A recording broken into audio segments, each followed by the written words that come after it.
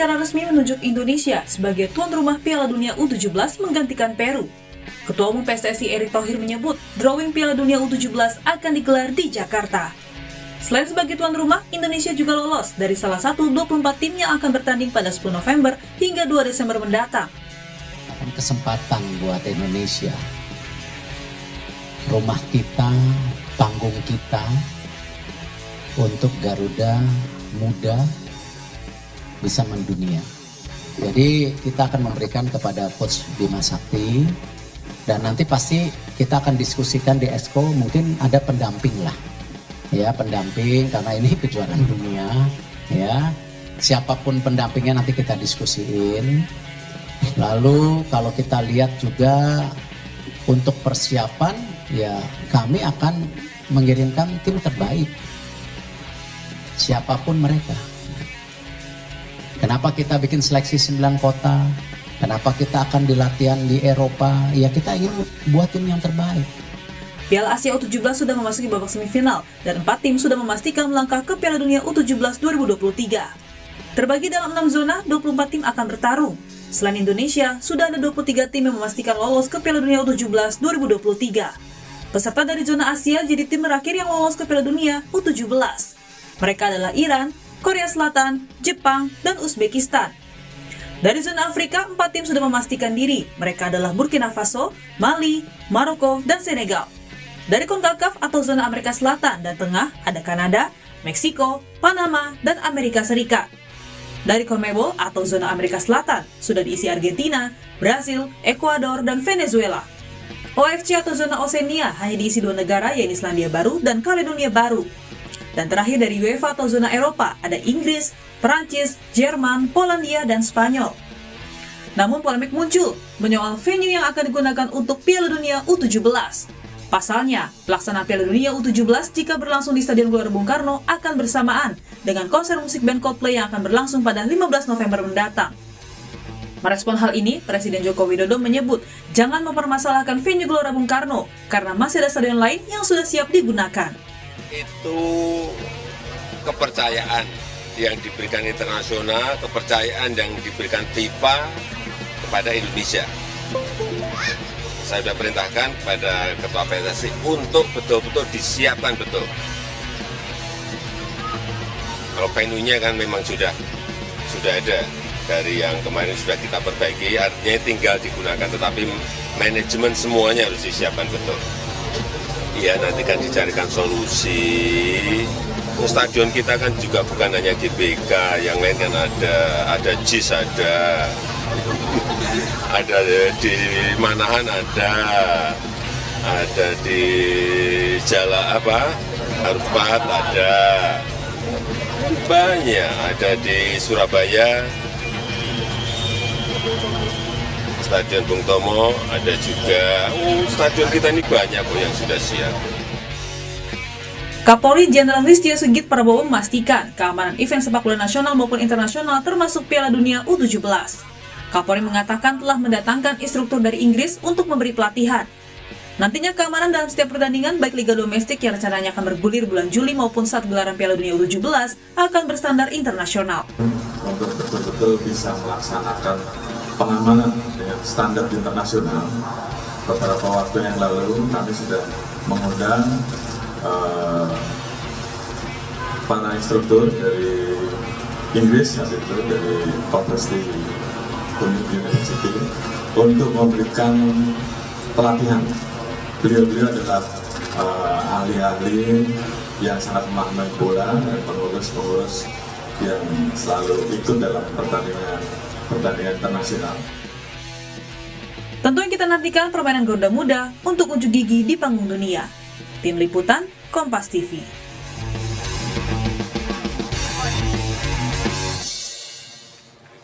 Piala Dunia U17 2023 bakal jadi kesempatan Timnas Indonesia U17 untuk unjuk gigi di panggung dunia. Berbagai persiapan mulai dilakukan, tidak hanya menyoal venue yang masih diperdebatkan, melainkan juga terkait dengan kesiapan Timnas U17 sendiri untuk bertanding. Lalu bagaimana kesiapan Timnas kita untuk bertanding, meski kita tahu masih ada sekitar 5 bulan lagi, dan bagaimana strategi Timnas Indonesia agar mendapatkan posisi terbaik di Piala Dunia U17? Kita akan bahas dialognya bersama narasumber yang sudah tersambung melalui daring. Ada pengamat sepak bola Bang Wesley Hutagalung dan Ketua Paguyuban Supporter Timnas Ignatius Indro. Selamat pagi, Om Indro. Selamat pagi, Bang Wesley. Pagi. Selamat pagi. Kita menyambut sangat baik nih Piala Dunia U17. Kita ingin bermain di panggung dunia. Ini lagi-lagi U17 tapi ini Piala Dunia gitu. Dan saya yakin Timnas sangat bersemangat sekali, masih muda-muda lagi deh, masih di bawah 17 semua gitu. Ingin sekali dari awal karir mereka berada di panggung dunia dan ingin sekali bahwa ini menjadi step yang sangat baik untuk timnas kita, baik untuk mereka secara pribadi sebagai pemain sepak bola begitu. Nah, harus siap. Ini dulu, mungkin kita ngomong kesiapan dulu nih untuk pelaksanaan karena waktunya tidak panjang lagi gitu. Hanya tinggal beberapa bulan lagi kita harus bisa melaksanakan, harus rapi dan disoroti oleh dunia. Nah, saya ke Bang Wesley dulu. Masih adakah hal yang menurut Anda harus menjadi perhatian yang mungkin kesiapannya masih banyak yang perlu dibenahi untuk kita menggelar Piala Dunia U17 ini, Bang Wesley? Iya, Bung Timothy, kalau kita mengacu kepada status sebagai tuan rumah, ini kan memang kayak hadiah ya, dari FIFA, meskipun sebenarnya basic kita di teman-teman di antara para wartawan itu udah kecium ketika kegagalan kita Piala U20, terus dengan Argentina itu sudah kecium lah. Terus ketika awal Juni para legenda-legenda datang menyapa pemain U16 kita yang meskipun tidak ada pertandingan, itu sudah mengarah ke situ karena kita mencium arah tukeran dengan Piala Dunia U17. Oke, kita kembali ke tim kita, apakah kita layak, apakah kita berhak tampil kalau fasenya lewat kualifikasi kita gagal di kualifikasi menuju Piala Asia U17, which is itu tiket semifinal kan untuk ke Piala Dunia. Nah, terakhir kita dihajar bahkan skor 1-5 ya di menghadapi Malaysia, dan itu Coach Bima mendapat kritikan luar biasa di situ soal kemampuan mereka menghadapi tekanan. Nah, sekarang tekanannya juga jauh lebih besar lagi, Bung Timothy. Sebagai tuan rumah, ini ajang Piala Dunia, satu-satunya negara Asia Tenggara yang tampil, bahkan kalau hitungan kontribusi Asia Tenggara kan cuma hanya Thailand ya. Thailand tahun 1997 debut di Mesir, kemudian 2 tahun kemudian di Selandia Baru mereka main lagi, cuma selesai di babak pertama. Habis itu nggak ada tim Asia Tenggara. Nah, semua mata akan melihat Indonesia setelah hadiah sebagai tuan rumah, apakah bisa mengikuti oleh penampilan yang dengan persiapan waktu yang menurut saya sangat singkat. Kita debutan tunggal nih di Piala Dunia U17 ini, dan pastinya kita tahulah begitu. Tidak ya kalau Indonesia menyambut baik gitu, tapi tidak semua negara menyambut dengan positif gitu. Pasti akan banyak mata-mata yang memandang dengan sangat skeptis, mungkin sedikit mengecilkan gitu. Nah, bagaimana kita bisa membuktikan bahwa setidaknya untuk pelaksanaan tentu saja tidak ada yang perlu diragukan gitu untuk pelaksanaannya. Nah, sekarang PR-nya juga di timnas, penampilannya, bagaimana kita membuktikan mereka salah gitu. Saya yakin nggak ada yang menargetkan Indonesia menang lah Piala Dunia U17 dalam arti negara manapun itu. Tapi yang penting nggak malu-maluin, istilahnya begitu. Menunjukkan bahwa memang kita layak berada dalam ajang sebesar ini. Betul. Secara tuan rumah kita yakin dengan persiapan di Piala Dunia U20 kemarin, udah ya, rasa-rasanya 6 stadion itu paling nanti perdebatannya antara GBK dan JIS tukar-tukaran, apakah nanti timingnya semifinal dan final dipindah ke GBK sebelumnya. Oke, itu saya pikir bisa dilakukan selama inspeksi FIFA merujuk kepada persyaratan dan JIS kalau disarankan lolos. Oke, kalau enggak bisa diatasi lah dengan stadion lain. Tapi memang saya menunggu siapa pendampingnya Coach Bima dari timnya Sintayong sebenarnya saya tunggu, karena apa yang Sintayong perlihatkan dalam 2,5 tahun terakhir dan penampilan Indonesia melawan Argentina itu sebenarnya terlihat sebuah proses progres yang baik. Tim Indra Safri juara di SEA Games juga itu berkat polesan Sintayong, dan sebelumnya ada Luis Mia. Jadi itu nggak boleh kita putus berkesinambungan. Nah, Coach Bima butuh itu, butuh pendampingan itu untuk melanjutkan kesinambungan program karakter yang sudah dibangun oleh Coach Sintayong. Oke, saya ke Bung Indro. Dari penggemar nih, pride itu salah satu yang sangat-sangat membuat penggemar itu melekat dengan timnya, juga adalah sebuah pride pada timnya gitu. Pada saat kita masuk ke Piala Dunia U17, pride kita dipertanyakan juga di dalam arti itu tadi, oh jangan sampai nggak bisa membuktikan diri gitu kan. Jadi melangkah ke U17 ini ekspektasi penggemar ini yang Anda tangkap seperti apa?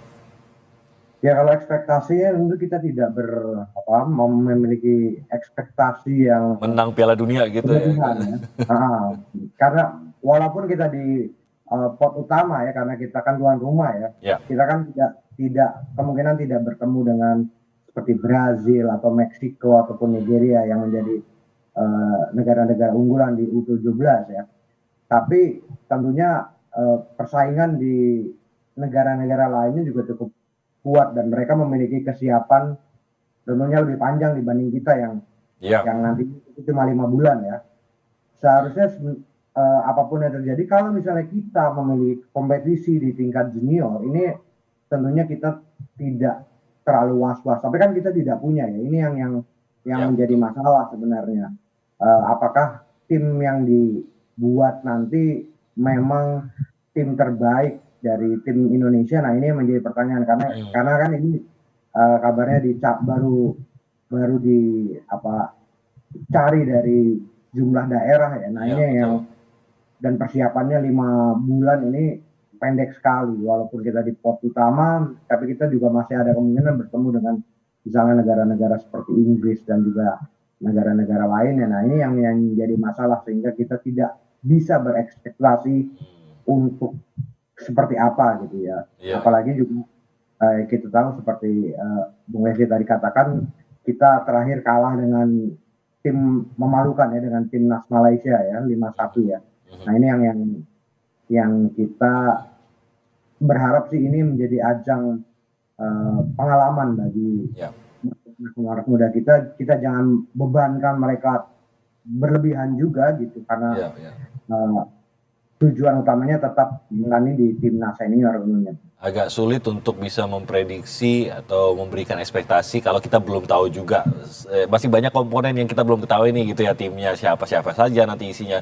Bahkan tadi pertanyaannya siapa yang akan mendampingi Coach Bima Sakti juga nanti ini masih harus terjawab dulu baru kita bisa membayangkan gitu ya, Om Indro, bagaimana nanti kira-kira lah penampilan tim kita bagaimana nanti. Nah, kalau bicara mengenai kans gitu ya, Piala Dunia U17 mungkin mempunyai sejarah dan kecenderungan yang berbeda dalam peta persaingan negara lah gitu. Mungkin Bu Wesley lebih tahu nih mengenai sejarahnya sebenarnya apakah sama yang menguasai Piala Dunia senior dengan Piala Dunia seperti Piala Dunia U17, atau sebenarnya menurut catatan saja kan sebenarnya kayak U17 ini kalau bicara wilayah sebenarnya Afrika rajanya gitu kan. Nah, apakah ini bagi Indonesia juga ada hal yang positif yang bisa ditarik bahwa Asia pun Timur Tengah juga kan dianggap salah satu juga yang sering berprestasi di U17 seperti ini.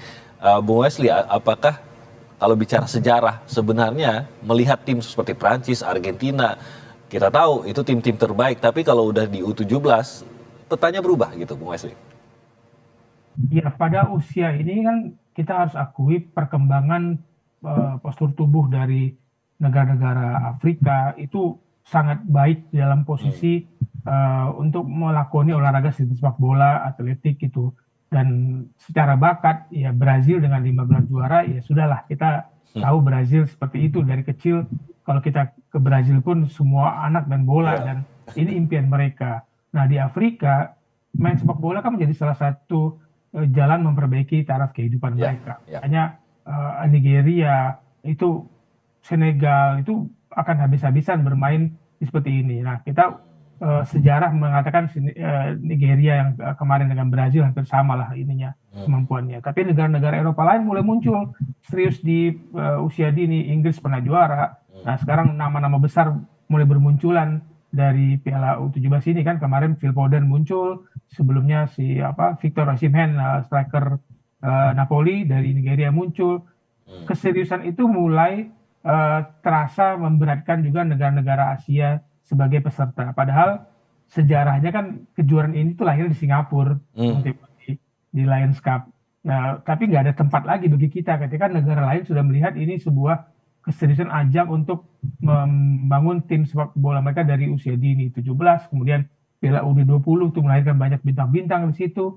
Nah, itu yang akan akan kita hadapi. Di mana kans kita untuk berprestasi, saya tidak menutup kemungkinan karena sepak bola penuh kejutan kan. Betul. Kata orang full of surprises, selagi masih bermain 11 lawan 11, kenapa harus takut duluan? Tapi persiapannya yang untuk menentukan, dan kompetisi tadi Mas Indro katakan kompetisi kita di junior ini baru mulai baik. Saya bukan mengatakan baik, baru mulai membaik dan muncullah pemain-pemain yang sekarang kita kenal mulai bersinar di 16, 19, tapi belum cukup untuk meladeni teman-teman kita dari negara dari Eropa maupun Afrika utamanya dan Amerika Latin. Kalau di Indonesia tuh ada sebutan jangan takut sama-sama makan nasi gitu ya. Masalahnya makannya beda-beda semua nih kalau dalam pertandingan ini gitu ya. Jadi Om Indro dari sudut pandang Anda sendiri bagaimana? Tentunya perhatian tiap negara terhadap U17 ini mungkin berbeda-beda juga, targetnya juga berbeda-beda sehingga kita melihat bahwa ada peta yang berbeda juga pada saat dibandingkan dengan timnas senior gitu Om Indro. Iya. Iya, saya pikir juga pemilihan Indonesia ini salah satunya tentunya bagaimana supporter di Indonesia ini sangat fanatik ya, bahwa pertandingan U16, U19 ini stadion akan dipenuhi oleh supporter. Nah, salah satunya itu. Ini kan untuk meningkatkan juga prestise dari Piala Dunia U17 ini agar penontonnya tetap banyak gitu ya, sehingga meningkat kualitas turnamennya gitu, meningkatkan FIFA ingin meningkatkan itu dan mempercayakan itu kepada Indonesia karena kita tahu kalau misalnya Indonesia bermain ini ya U16, U19 itu selalu ramai. Bahkan kalau saya yakin kalau ada pertandingan U12 pun akan dipenuhi stadion pun gitu. Jadinya ini yang diharapkan FIFA untuk menaikkan derajat Piala Dunia U17 ini paling tidak mendekati dengan U20, U23 dan juga senior gitu ya, jangan terlalu jomplang gitu perlakuannya. Makanya Indonesia dipilih menggantikan Peru ya, ketika Peru memang kesiapannya ini kurang gitu, jadi mereka digantikan. Nah, saya ingin tadi juga kita Bung Wesley juga menyatakan bahwa kita sudah mendengar lama ini bahwa U17 ini kemungkinan akan diserahkan ke Indonesia. Nah, harusnya dengan begitu persiapannya tetap sudah berjalan dari isu itu berkembang sampai dengan benar-benar ditunjuk beberapa hari yang lalu. Nah, ini yang harusnya bisa lebih mematangkan persiapan timnas kita ya, agar tidak memalukan ataupun tidak maksimal lah gitu ya. Iya betul, dan ini yang harusnya sudah dilakukan dari sebelum hari minta pemilihannya segala itu sudah dilakukan. Oke, nanti kita akan kembali lagi, kita mau berbicara, saya mau membawa kepada bayangan drawing nih. Kira-kira drawingnya nanti yang ideal untuk Indonesia seperti apa gitu. Dan yang kedua nanti mengenai tim lah, walaupun timnya ini belum jelas, tapi bagaimana menurut Om Indro dan juga Bang Wesley nanti kira-kira apa yang harus dimiliki oleh timnas Indonesia untuk memberikan penampilan mereka yang terbaik di U17 atau Piala Dunia U17 ini. Kita akan jeda sebentar, nanti kita akan kembali dengan perbincangannya.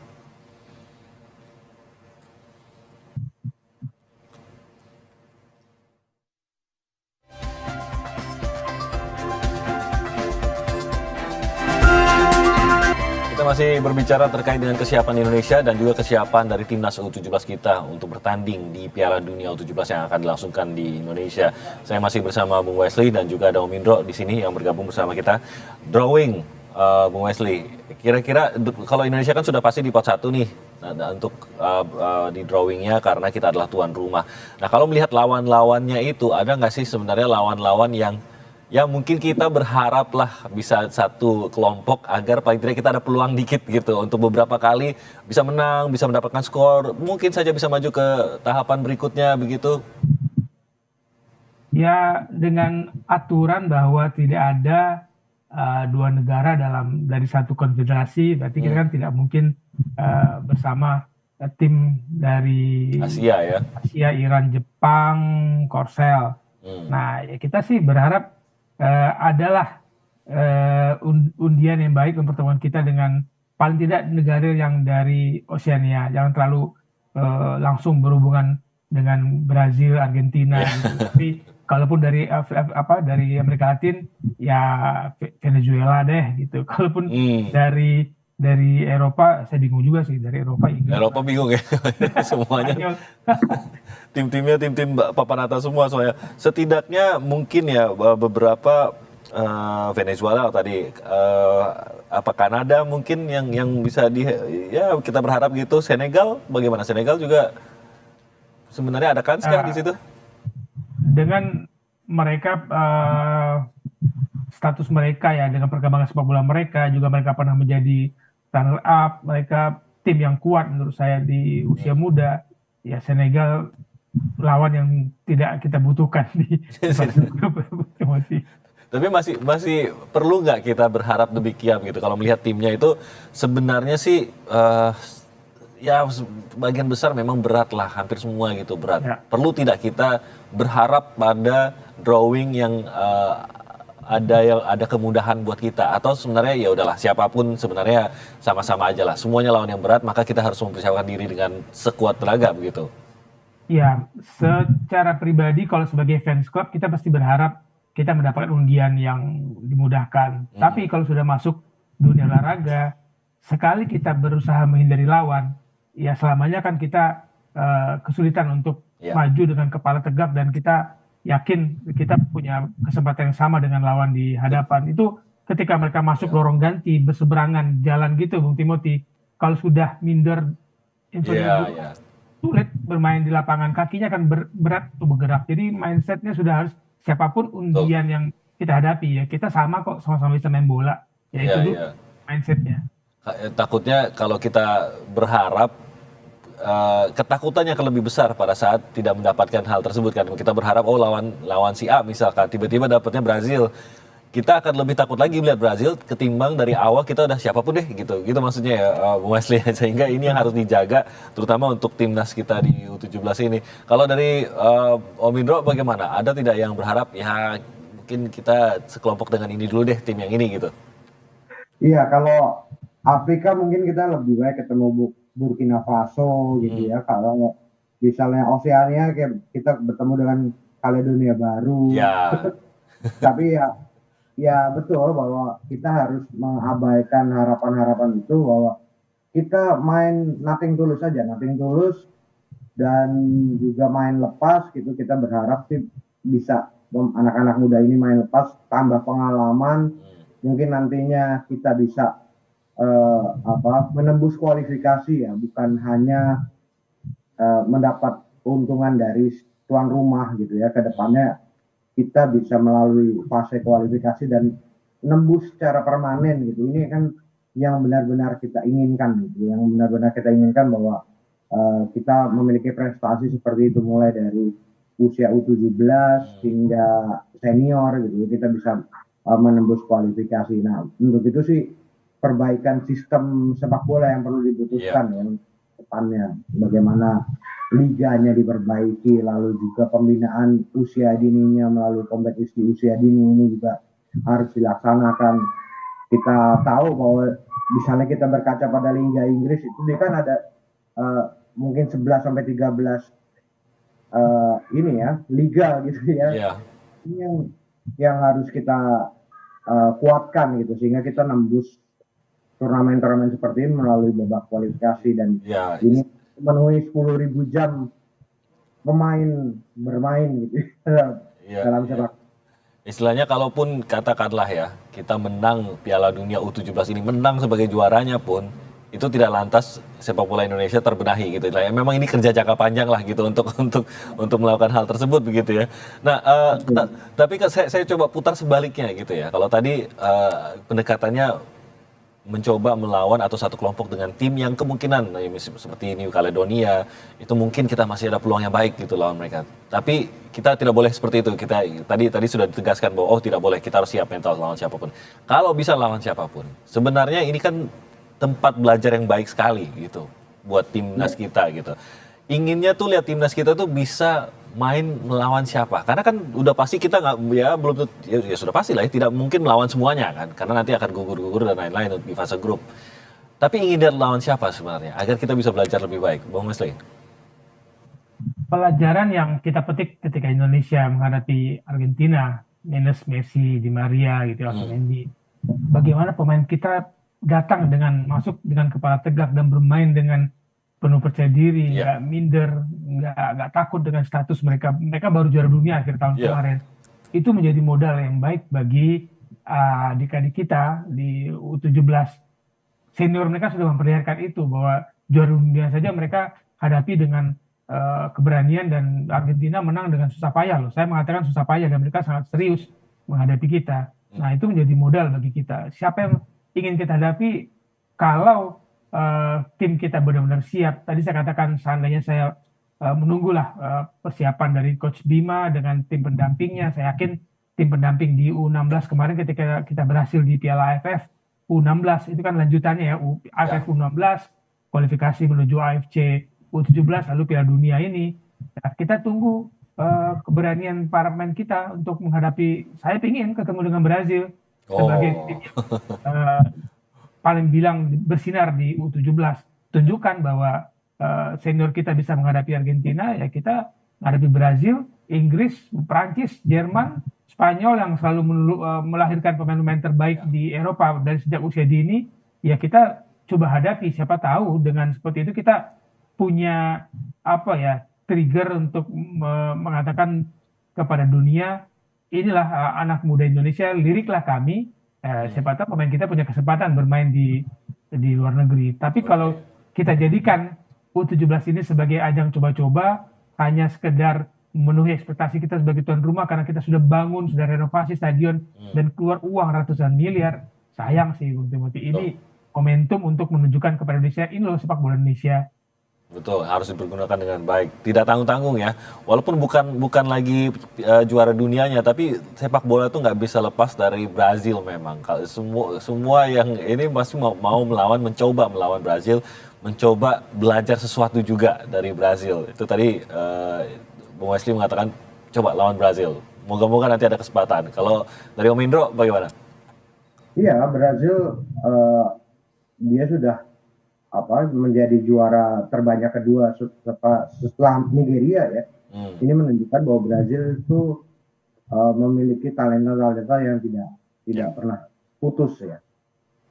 Jadi tapi kita juga tidak bisa berharap dan juga tidak jadi membebani anak-anak muda ini untuk prestasi ya, karena ini benar-benar ajang mereka harusnya menjadi pengalaman dan bermain lepas, terutama didukung oleh pemain ke-12 supporter Indonesia.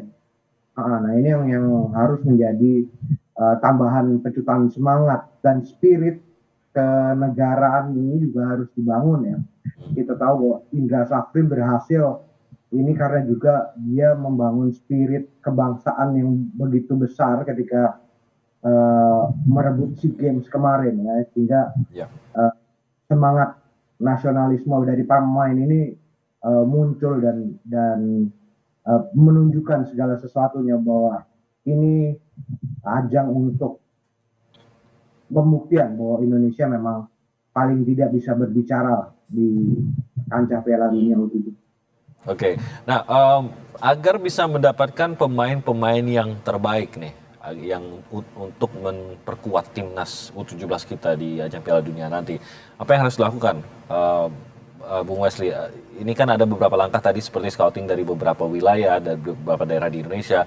Ada juga ide-ide untuk membawa kembali pemain-pemain berdarah Indonesia yang sedang berlatih di luar yang berusia di bawah 17 tahun. Apa nih strateginya yang mungkin bisa dilakukan untuk memaksimalkan komponen dari pemain kita nanti yang akan bertanding? Saya yakin setiap orang yang menjadi warga negara Indonesia itu berhak untuk tampil membela Indonesia, terlepas dia naturalisasi atau tidak. Selama dia sudah pegang paspor, oke.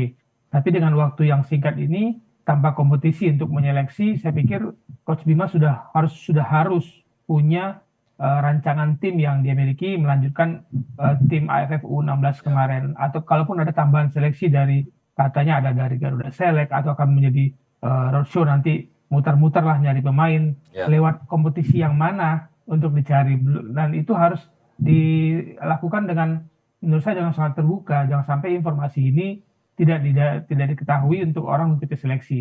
Nah lalu ketika tim ini mungkin tidak jadi ke Qatar ya, Mas Indro, mungkin ke Eropa dititipkan latihan. Apakah kemudian bonding itu cukup ketika ada misalkan pemain tidak berbahasa yang sama nantinya di dalam? Itu jadi kendala. Saya tidak menyebut bahwa tidak ada pemain naturalisasi yang boleh tampil di 17 atau pemain yang pemain muda kita yang bermain di luar. Tapi kalau berkomunikasi dalam waktu singkat ini menjadi kendala, itu berbahaya bagi Coach Bima. Jadi kembali Coach Bima punya konsep apa membangun tim ini, dan sekali lagi ya Timothy, ketika kegagalan itu pasti yang disalahkan adalah pelatih bukan pemain. Nah, jadi pelatih pasti harus punya orang-orang menjadi prajurit dia di lapangan untuk mempraktekkan lah strategi yang diinginkan. Oke, kalau dari Om Indro sendiri bagaimana mungkin harapan dari para pendukung timnas Indonesia ini untuk siapa-siapa saja yang akan bermain nanti? Saya yakin sudah pasti ada beberapa nama, khususnya mereka yang di U16 yang diharapkan bisa memperkuat skuad kita nanti. Iya, untuk naturalisasi sendiri saya sih untuk U17 ya ini jangan dulu lah kalau naturalisasi, karena ini sebenarnya bisa menutup kesempatan anak-anak muda kita yang ingin bermain sepak bola dan membela timnas ya. Ketika mereka berlatih, dan saya beberapa kali juga ke SSB dan banyak sekali mereka akhirnya menghentikan bermain bola karena kesempatan bermainnya ini berkurang gitu ya. Apalagi kan naturalisasinya juga naturalisasi seperti apa? Apakah kita yang memaksa ataupun menawarkan naturalisasi, atau orang itu memang memang jadi warga Indonesia gitu kan? Nah, ini kan naturalisasinya seperti apa? Nah, ini yang perlu dikaji ulang lagi tentang naturalisasi. Tapi untuk pertandingan U17 kali ini juga saya harap sih memang kita bisa memilih pemain-pemain yang benar-benar memiliki daya juang, dan juga mungkin cara-cara Indra Safri yang dulu pernah melakukan, misalnya mengumpulkan dari sekian ribu pemain, dia pilih beberapa pemain terbaik sehingga dia bisa juara Piala AFF pertama kali di U16 ya, 16 atau U19 gitu. Nah, ini yang bisa dilakukan lagi gitu untuk dalam jangka waktu singkat ini, cuma 5 bulan mereka berlatihnya seperti apa. Nah, ini yang harus dilakukan, terutama juga mungkin penggunaan sport science harus mulai dilakukan juga ya. Jadi kita tahu bagaimana perkembangan dari atlet tersebut dari waktu ke waktu. Jadi benar-benar mereka segalanya ini mereka harus diperhatikan. Iya, benar-benar tepat nanti untuk pengembangan mereka, khususnya untuk mempersiapkan diri di ajang sebesar ini. Terima kasih banyak atas waktunya Om Indro. Bung Wesley, terima kasih banyak atas waktunya. Kita akan ngobrol-ngobrol lagi menjelang nanti pelaksanaan U17, tapi persiapan kita serahkan pada mereka yang saat ini diberikan tugas, dan kita harapkan bahwa dengan waktu yang singkat ini bisa melakukan yang terbaik, bisa mempersiapkan tim yang terbaik. Sekali lagi selamat pagi dan terima kasih sekali lagi atas waktunya Om Indro dan juga Bung Wesley.